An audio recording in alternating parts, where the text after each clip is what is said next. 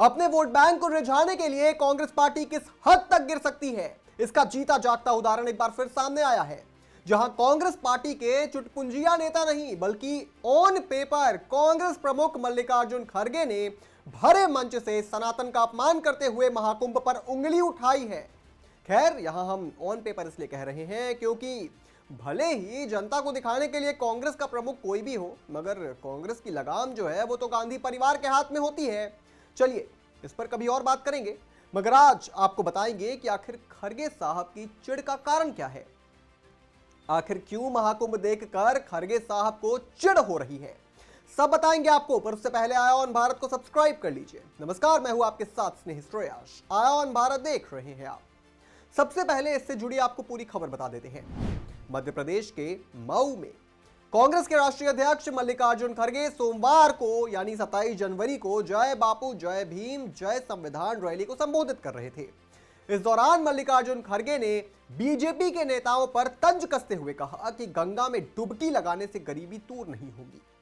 उनका यह तंज ऐसे समय में आया जब केंद्रीय गृह मंत्री अमित शाह परिवार समेत कुंभ स्नान के लिए प्रयागराज पहुंचे थे।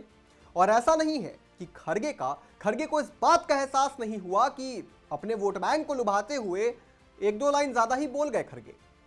अगली ही लाइन में खड़गे ने अपने शब्द वापस लेने की कोशिश करते हुए कहा, मेरा मकसद किसी को ठेस पहुंचाना नहीं था, किसी को ठेस पहुंची है तो भैया मैं माफी मांगता हूं। मतलब पहले सनातन का अपमान, फिर शब्दों को वापस लेकर उसकी खाना पूर्ति।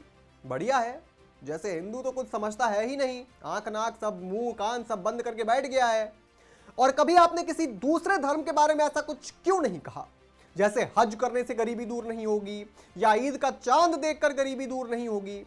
चलिए छोड़िए, पहले आपको खड़गे के इस बयान पर बीजेपी का क्या कहना है वो बता देते हैं।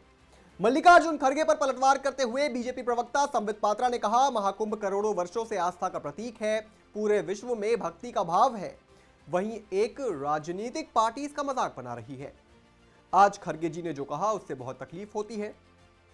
उन्होंने कहा कि क्या डुबकी लगाने से गरीबी दूर हो जाएगी।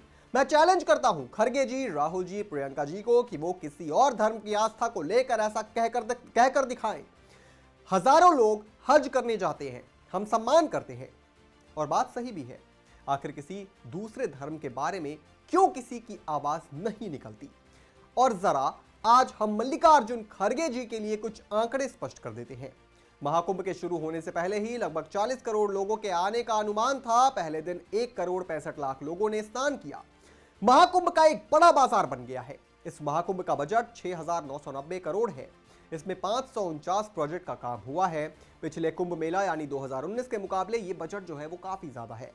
इसमें 3,700 करोड़ रुपए की लागत वाली 700 प्रोजेक्ट थी। यानी 2019 में अधिकारियों के मुताबिक इस मेले से राज्य को 25,000 करोड़ रुपए का कारोबार होगा। इससे राज्य की अर्थव्यवस्था पर 2 लाख करोड़ रुपए का प्रभाव पड़ेगा। अब जरा यह भी सुन ले खड़गे साहब कि कमाई होगी कैसे।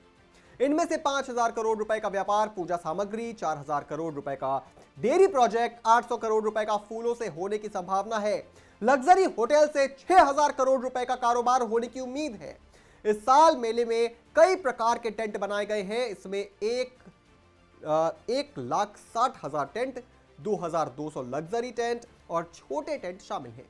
लग्जरी टेंट का किराया 18,000 से 20,000 रुपए प्रति रात है। प्रीमियम टेंट की कीमत 1 लाख रुपए तक जा सकती है। यूपी सरकार ने इन टेंट्स को प्राइवेट प्लेयर को किराए पर देने के लिए एक बोली की प्रक्रिया शुरू की। इससे भी सरकार को बड़ी इनकम हुई है। फूड कोर्ट और स्टॉल में भी भारी निवेश हुआ है। कई बड़े ब्रांड जैसे स्टारबक्स, कोका कोला और डोमिनोज इस मेले में अपने आउटलेट्स लगा रहे हैं। कारोबारियों का लक्ष्य है कि वो 100 से 200 करोड़ रुपए का कारोबार करना चाहते हैं। और अभी तो इंफ्रास्ट्रक्चर की बात तो हमने की ही नहीं है। सड़कें चौड़ी हुई हैं, घाटों की संख्या बढ़ी है, नए नए पुल बने हैं, बसों की संख्या में इजाफा हुआ है, एयरपोर्ट बने हैं। इन सब से गरीबी दूर नहीं होगी क्या? रोजगार नहीं मिलेगा, रेवेन्यू जनरेट नहीं होगा? खड़गे जी, कैसी बात कर रहे हैं आप देश के सबसे पुराने पार्टी के राष्ट्रीय अध्यक्ष हैं। ऐसे में आपको सूट करता है क्या कि आप ऐसी ऐसी बातें करें?